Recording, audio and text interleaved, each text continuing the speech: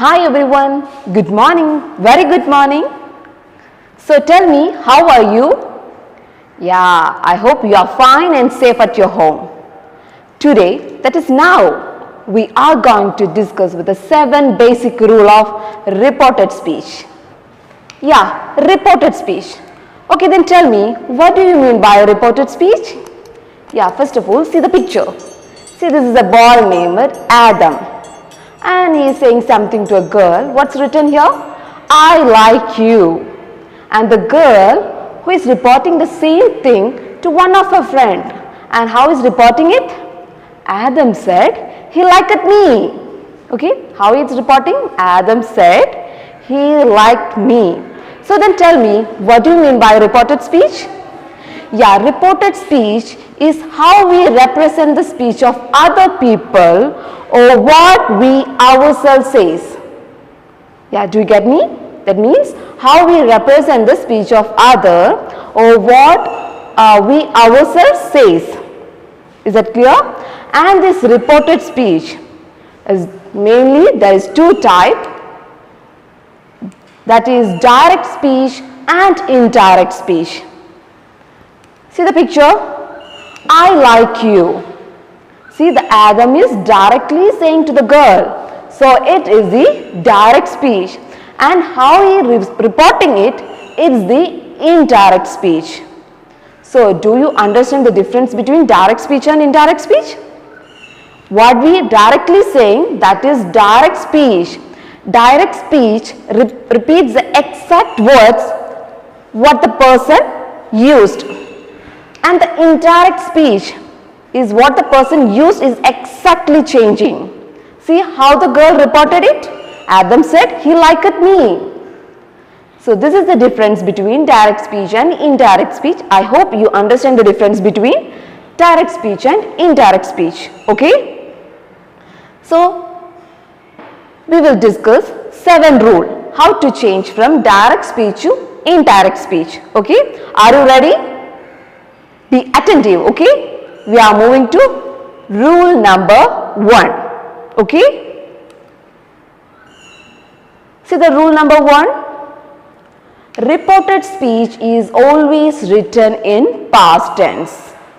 See how it's changing? Is changes to was, are changes to were, has to had, have to had, will to would, shall to should, can to could, does, do or does to did, today to that day, tonight to that night, yesterday, the previous day, tomorrow, the next day, this, that, now, then.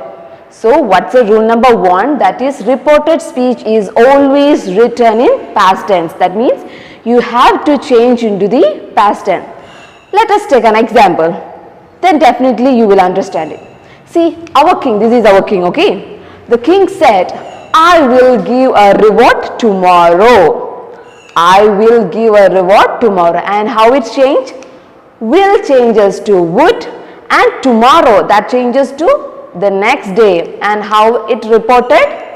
The king said, I would give a reward the next day. So now do you understand how it changing to past tense? Yeah, the will changes to would and the tomorrow will changes to the next day. I hope you understand the rule number 1 and now we are moving to rule number 2.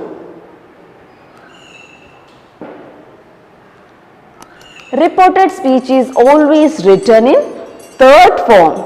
Then tell me, what do you mean by third form? Yeah, before going to the third form, we will discuss what is first form and second form. First form, that is speaker itself, that is I, we, mine, myself, we, ourselves. That's the speaker itself. And the second person, that is the listener, you, your, yours, yourself. It's a listener. And the third person, already speaker and the listener here there. Then who is the third person? That is the one who is not there in the conversation. That is he or she, his or her, him or her, himself, they, etc. So this is the third person, the person who is not there in the conversation, okay? First person is the speaker and the second person is a listener. So third person is the person who is not there in that conversation. So That means the reported speech is always written in third form, isn't it? Yeah. Now we will check an example. The king said, I will give a reward tomorrow. With the same example we were discussing, okay. The king said, I will give a reward tomorrow. I, it's not me or you, it's the king, isn't it? Yeah, so it changes to he. The king said that he would give a reward the next day, isn't it? Yeah, this I here represent the king. So that's why it changes to he, okay. So that's why it's reported as the king said that he would give a reward the next day. So do you understand how it's changing to the third form? Yeah, that's it. It's just a basic rule. And now we are moving to the rule number 3. See, when the speaker asks a question which can only be answered in yes or no, okay? And I'm asking you, do you like chocolate? What's your reply? Yeah, you may say yes or no. That type of question is known as yes or no question. So, if it's yes or no type question, you have to add the word if or whether. Clear? If it's yes or no type question, you have to add the word if or whether. Clear? We will move to the example. The king asked, do you want to enjoy your life? Yeah. How it changed? It's a do you want to enjoy your life? Its answer will definitely yes or no, isn't it? So, what's the reply? The king asked if he wanted to enjoy his life, isn't it? Or the king asked whether he wanted to enjoy his life. So, this is the way it's changing. So, if it's yes or no type question, you have to add the word if or whether. Clear? It's a rule number 3. That means if it's an yes or no type question, you have to add the word if or whether. I hope you understand the rule number 3 also. Now we are moving to rule number 4.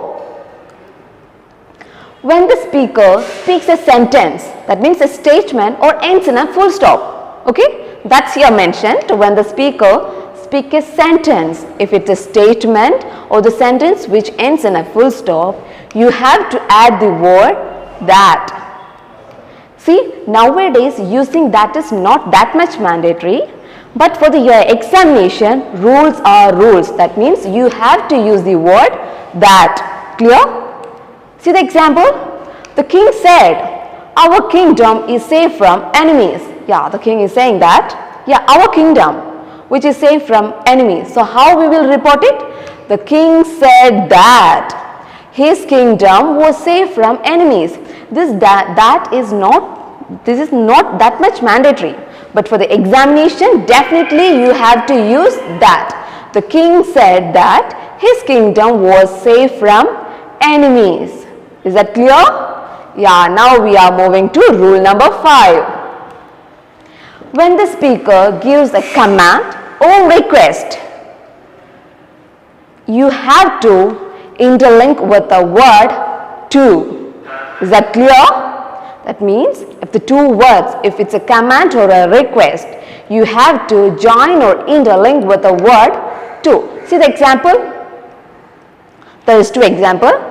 The king told, get out of here. We definitely know it's a command, isn't it? See, the king told, get out of here. How we will report it? The king told to get out of there. That here changes to there. That's our first rule. That here changes to there. So that's why here we join this sentence using the word to. The king told to get out of there. See the next example. The king said, please sit down. It's a kind of a request, isn't it? The king requested. So instead of said, we use the word requested. It's a request. So that's why we use the word requested. The king requested to sit down. So you have to add to when it's a case of command or request. Is that clear? Now we are moving to rule number 6. When the speaker asks a question that begins with what, where, who, how, etc. That means 5WH, what, where, when, who. In such type of question, that means do not change the question word. That means you have to write the question word at first. Is that clear? You should don't change the question word. That means 5WH. That is what, where, who, when, etc. Is that clear? The king said, "Where is my crown?" See, the king asked where. You have to use the where while you are reporting. That means no need to change the question word. You have to report the same question word. The king asked, where was his crown? Is that clear? That means in the question type, if you are reporting a question type, you have to mention that question word also. There is no change for it. That's why here it's mentioned, the king asked, where was his crown? Okay? Rule number 7, the last one. Do not change the dialogue into past tense when the dialogue is universal truth. Yeah, tell me at first what's our first rule? Yeah, while you are reporting, you have to change the past tense. But here it's a different case. See, do not change the dialogue into past tense when the dialogue is universal truth. Yeah, tell me, what do you mean by universal truth? Yeah, it's a fact. It is an eternal fact. If I'm saying, yeah, sun rises in the east and sets in the west, it's a universal truth. Everywhere it's the same fact. So such type of sentence, that's a universal truth. In such type of sentence, never change to past tense. Clear? See the example? The king said, the earth is round. It's a fact. It is an eternal fact. It can't be changed. So how it's reporting? The king said that the earth is round. No need to change is to was. You have to use is itself. Clear? Never change to past tense when it is universal truth. The king said the earth is round. You have to report it as the king said that the earth is round. That means never change to the past tense if it is universal truth. Is that clear? So these are the 7 basic rules. Very simple basic rules of reported speech. Is that clear to everyone? I hope everyone follow my words, and in the next class we will meet with a detailed explanation of reported speech. And I'm winding up. Thank you and see you all. Bye. Thank you.